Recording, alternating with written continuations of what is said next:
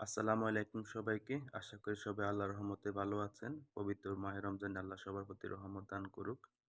তো অলরেডি সবাই জেনে গেছেন বাংলাদেশ ফুটবলের সোনালী দিনের অধ্যায় শুরু হয়েছে।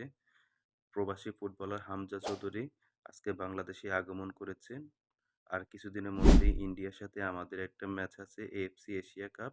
সেখানে তার খেলা অনেকটাই নিশ্চিত।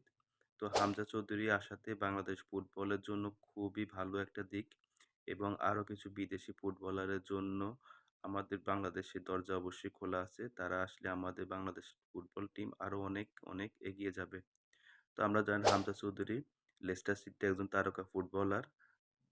যার ক্যাপাবিলিটি অনেক। তো আশা করি সে বাংলাদেশকে অনেক কিছু দেবে, বাংলাদেশ ফুটবলকে অনেক আগায় নিবে।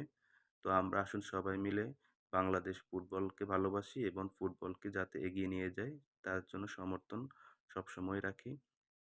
তো আশা করি সবাই ভালো আছেন। আজকে এ পর্যন্তই। আল্লাহ হাফেজ।